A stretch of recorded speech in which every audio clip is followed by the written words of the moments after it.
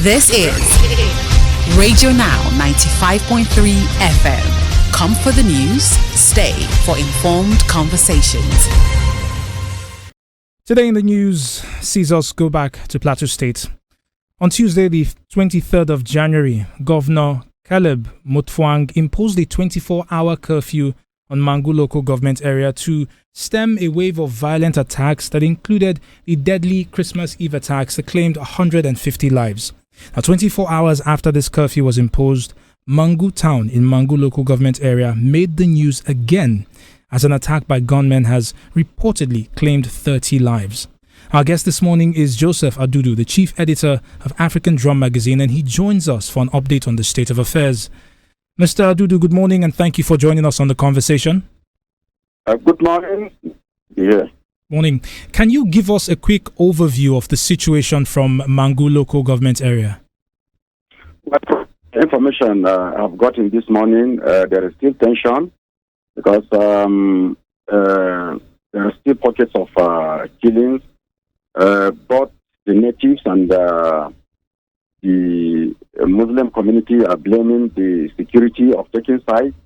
The natives are blaming the soldiers of protecting only the Muslims, while the Muslims are blaming the state security outfit, that is Operation Rainbow. So far, that is the situation on ground. The 24 hours curfew is still in force. What parts of Mangu are seeing this violence? Because Mangu itself is a large local government area, about 1,600 plus kilometer squares. Can you speak to us about the specific areas? Inside the heart of Mangu town, where the local government headquarters is located, that is exactly where the current crisis started. There are two narrations to it, to the cause of this the current upheaval.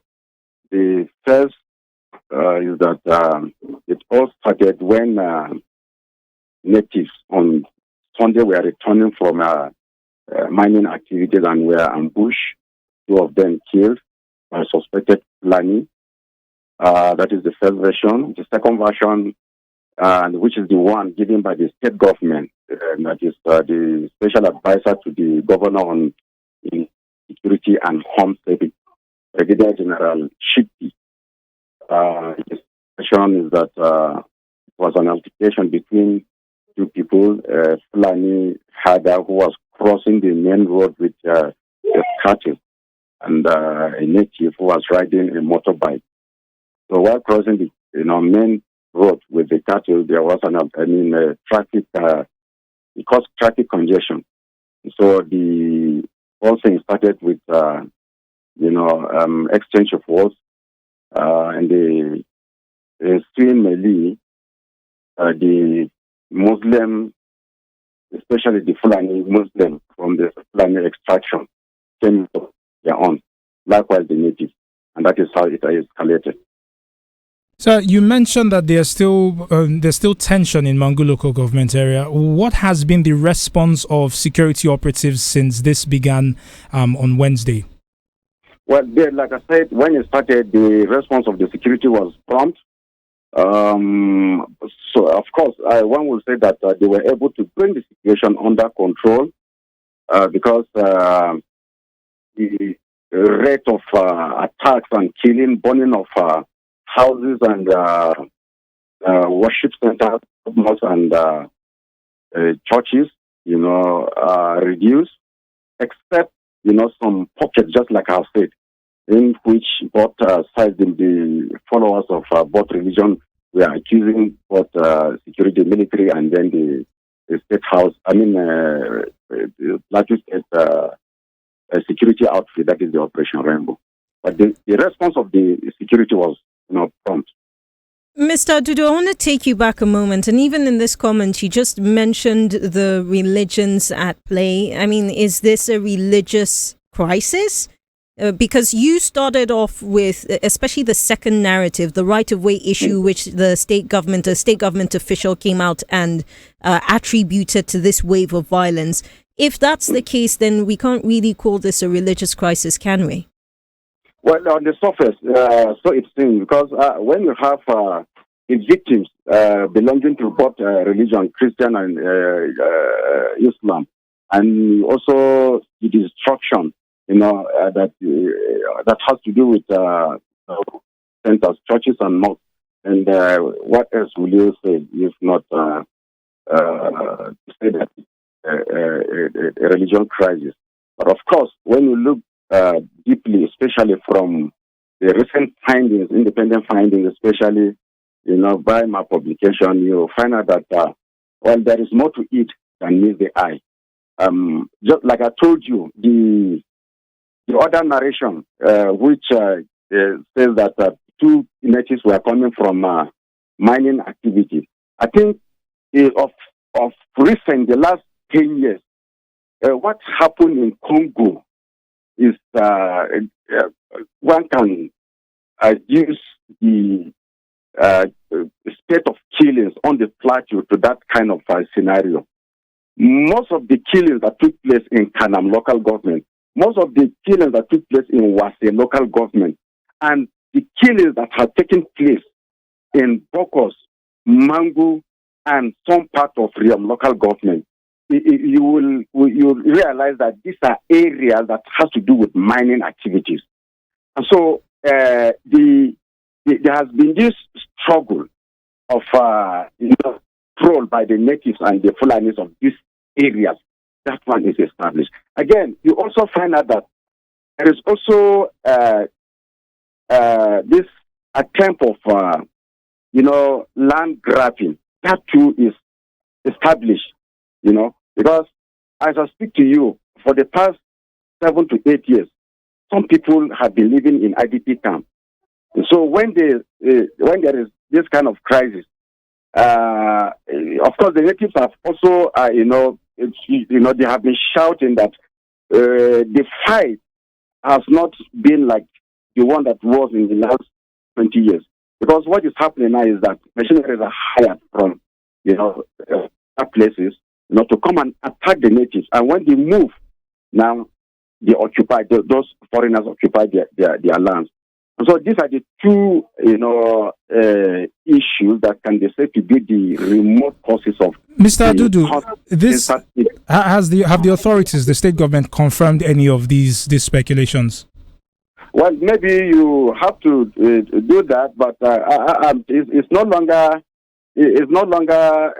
an issue that even the Vanguard last year carried it that over 143 communities have been displaced and then occupied by foreigners. It is a Vanguard report, so it's not something that has not been in the public domain. Mr. Adudu, I hear you, but the issue is the issue of mercenaries and foreigners, if that has been confirmed, and where these foreigners are coming into Plateau and Mangu, areas like Mangu from. The foreigners coming from... No, what I'm saying is that over the years, like the crisis that has happened in Parik in Ladi and Riom, specifically in particular, yes, that has been confirmed. Even though the security, in most of their reports, they will not tell you that there are foreigners. But of course, the interaction we've had with the, members of the communities, they have, confirmed to us that there are foreigners. Well, I mean, Mr. Adudu, part of why we're still on this is because, for instance, if these people are fellow Nigerians who are carrying out criminal activities, then we can talk about strangers. But when you use the term foreigners, it implies that these are people who have come from outside the country and don't have a right to be in Nigeria. That's part of what we're trying to establish here. Yeah. You see, of course, the interaction we've had with the natives, they have clearly, it tells us that indeed, when they confront them, when they come out to defend themselves, when they confront the people, they are not. Because For instance, if you have a community, people living, the natives and the Fulani, when this attack comes, the Fulani don't go away. They are always, but the houses of the natives are selected for this attack, gruesome killing. And so most of them that came out to defend themselves, or those that were running away, they noticed that those pursuing them are people that have not been living with them. Now, I also had the opportunity of interviewing a paramount ruler who was displaced about 9 years ago. And he told me there is a particular place called Mahanga in Barikila, the local government, where he told me specifically that it is a training ground for terrorists. At many occasions, they have seen helicopters passing there. I asked if the security is aware of this. The security, they have reported this issue to security more than uncountable times, and no action has been taken. That is the situation. So, Mr. Adudu, on this wave of violence that broke out after the 24-hour curfew, has the state government come out with updated figures of casualties? Because initially we heard 8 people had died. The state government, I think, the last update, they haven't spoken with the director of press affairs. I think about 30 said to be the casualty as at yesterday evening. Well, Mr. Adudu, thank you very much for speaking with us this morning. Our guest, Joseph Adudu, was speaking on the latest wave of violence from Mangu local government in Plateau State, giving us an update on the situation as well as the numbers of reported casualties. The conversation continues right here on Now Breakfast. We'll bring you updated reports from Plateau as we get them. This is Radio Now 95.3 FM. Come for the news, stay for informed conversations. U.S. Secretary of State Anthony Blinken arrived in Nigeria on Tuesday as part of a 4-nation tour of Africa. The U.S. diplomat has visited Cape Verde, Ivory Coast, and Nigeria is his 3rd stop on the tour. He will next visit Angola. In Abuja on Tuesday, Mr. Blinken said that the United States will provide an additional $45 million to West African nations as part of a plan to battle instability and insecurity. Mr. Blinken is not the only U.S. diplomat who is visiting Africa at the moment. The U.S. Ambassador to the United Nations, Linda Thomas-Greenfield, is touring 3 West African nations, Guinea-Bissau, Sierra Leone, and Liberia, where she attended a presidential inauguration and monitored a peaceful transition of power in a once turbulent nation. Our guest this morning is Mr. Collins Nweke, a foreign policy commentator. Mr. Nweke, good morning and thank you for joining us on the conversation. Very good morning to you, Stephen, and thank you for having me. You're welcome. Mr. Nweke, what do you make of the visit of Mr. Anthony Blinken to Africa, specifically Nigeria? Well, let's not make any mistake about why Mr. Blinken is in Africa, particularly in Nigeria, where he made his 3rd stop. He is there to promote America's interest and not Africa's interest. Now, America's interest happens to be intertwined with Africa's interest. Nigeria playing a very significant role within the African continent. So when he's there, he's not coming there out of love of Nigeria or out of love of Africa. He's coming there because Africa is strategic to U.S. interests. And it's not just Collins Wake is talking. He actually mentioned the fact that Africa represents a very, very critical part of their past, the present, and will constitute an unmissable partner in the America that they want to see in the future. So essentially, he is there to promote, America's interest and protect their investment. It is now up to, Africa and Nigeria to determine for themselves what is their own interest.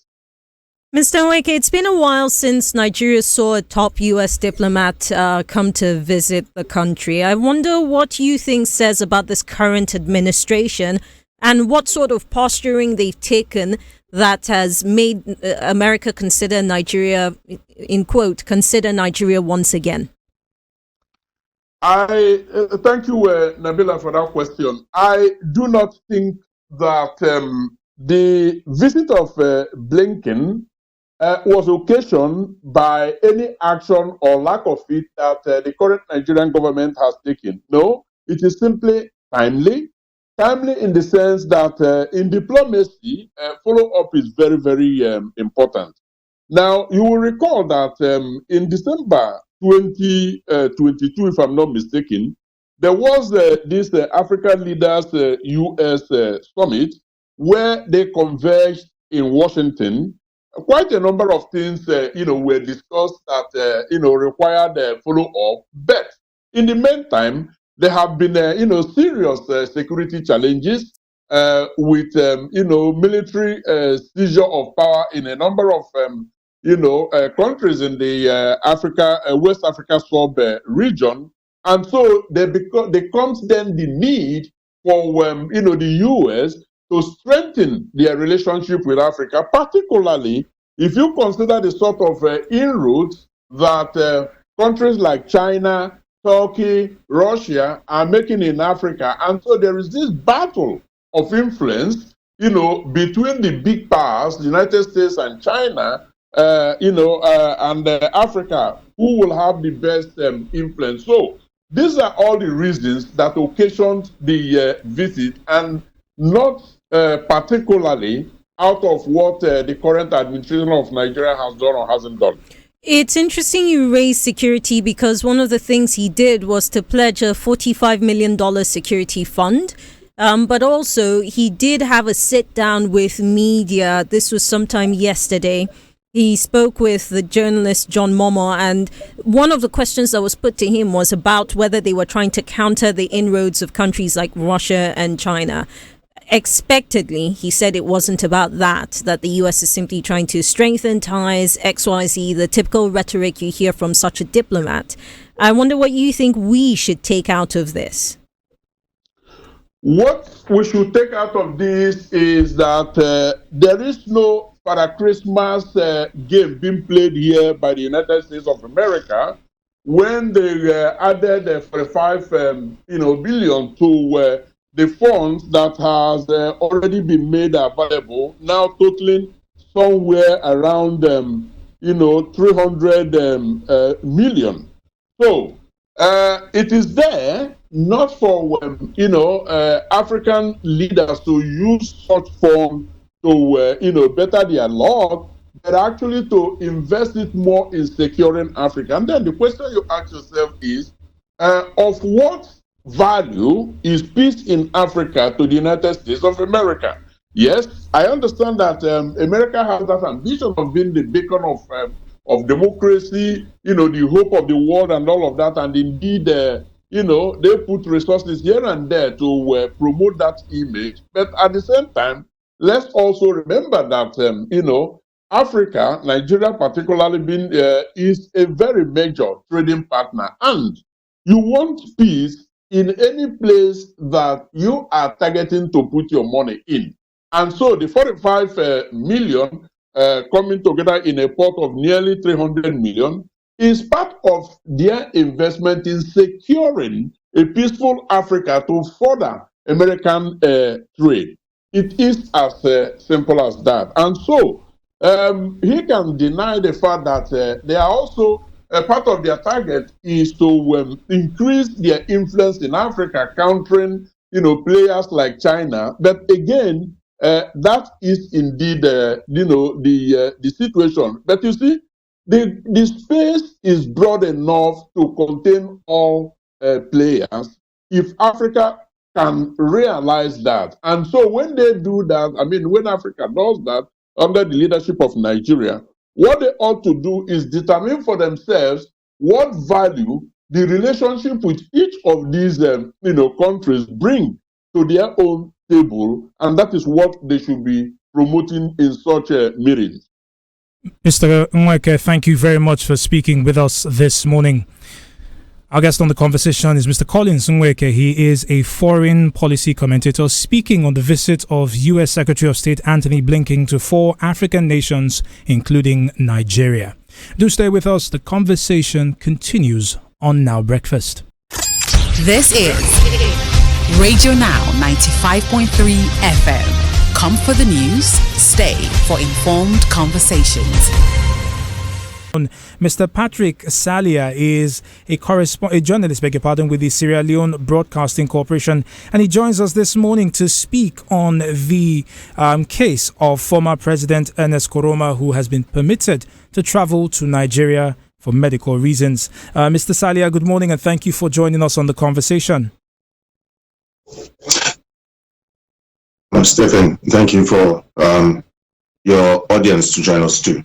Right. So to jump into this, Mr. Koroma is facing charges of treason in Sierra Leone. Can you give us a quick overview of the case as it has progressed so far? Well, so far, since he was charged for about 4 counts of treason, misprision, and other legal cases, he has made only about 2 appearances in court. The second was his lawyers. Okay, the first was when his lawyers actually sought bail for him at the High Court.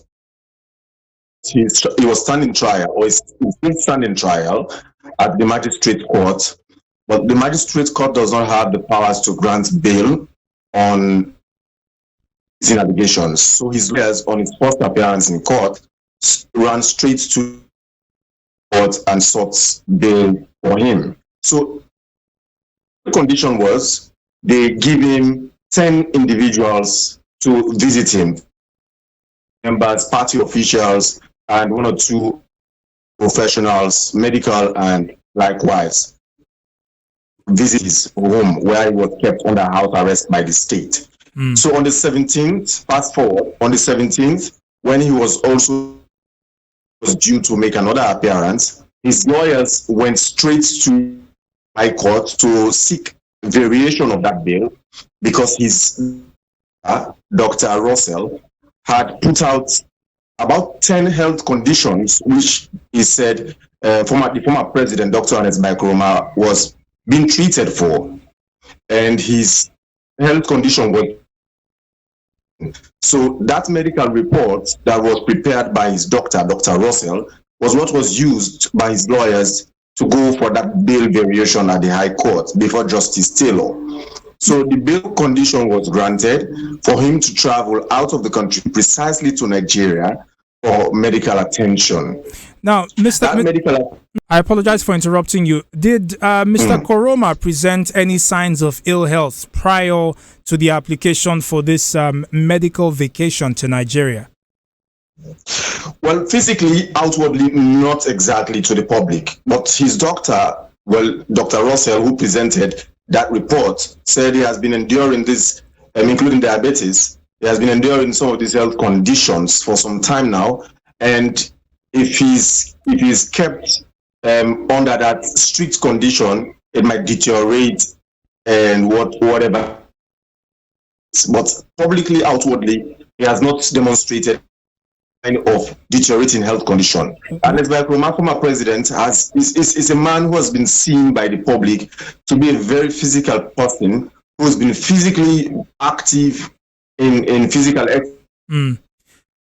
He plays squash. He treks miles back from his house to certain villages and back to his house in the northern capital of Makeni. He treks some distance away from his house. So he's been seen as that kind of physically healthy person. Right. Yes, physically fit and healthy person. Now, at the same time, were there treatment options available in Sierra Leone for this former president? Well, during the press conference held, organized or called by the Ministry of Justice to update journalists about how the case has gone so far, that was the question I put forward to the Attorney General and Minister of Justice and his entire team. But they refused to ask the president in his address about 2 days later after that departure of former president. The president in his state address to the nation did say at his conclusion that the attorney Minister of Justice, argued vehemently before Justice Taylor during that bill variation argument.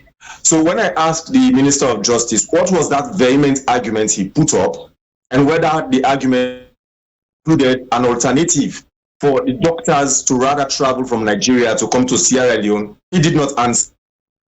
Neither any member of his team did answer to that question. Remember, he has served as president for 10 or more years, 10 years or months, but he has not been able to put the health system of Sierra Leone in proper order. However, he brought in the free healthcare initiative, but the health system shambles. So that is the big question a lot of people have been asking, and the debate still continues whether these leaders of Sierra Leone continue to micromanage the system, continue to break the system down. So by the time they leave office, they are able to get into that same system and get away with whatever justice or injustice. So this has been the situation and the arguments and debates, especially in public fora, those social media platforms. So this is the state so far. What is expected by the court order is expected to return for the next date of 6th March. But the question now is whether he would actually return to Sierra Leone, having already been granted that leave to go to Nigeria, because already ECOWAS had sought leave for him to go to Nigeria weeks before even that bill variation was sought by his lawyers. The ECOWAS president was here, President Macky Sall of Nigeria, President Nana Akufo-Addo of Ghana came to Sierra Leone. Well, it was believed that they came to seek pardon on his behalf from President Julius Maada Bio. So people are now... Right, Mr. Sali, I do apologize. We're experiencing some network difficulty in our communication with you. You indicated that the president of the ECOWAS, which is Dr. Omar Touré, as well as the president of Senegal, have tried to get Mr. Koroma some form of exile, whether or not he faces these charges. What is the reaction of the Sierra Leonean people to this speculation of a possible exile for former President Koroma? Well, I can tell you in Sierra Leone soul whether ex-president will return to Sierra Leone, because they are now drawing the nexus or connecting the dots between that visit of the ECOWAS heads of states, President Akufo-Addo of Ghana and President of Senegal, and the ECOWAS president visit to Sierra Leone a couple of weeks almost before that bill variation or that order for him to travel out of the country was granted, because actually ECOWAS had actually sought an exile to Nigeria, the same Nigeria where he has been given permission to go for medical treatment, was the same Nigeria where the ECOWAS had sought exile for him. Question now among many Sierra Leoneans requiring answers that the ex-president will actually return on the 6th or before to continue his treason trial before the courts here and face justice for that highest offense of the land, one of the highest offenses of the land.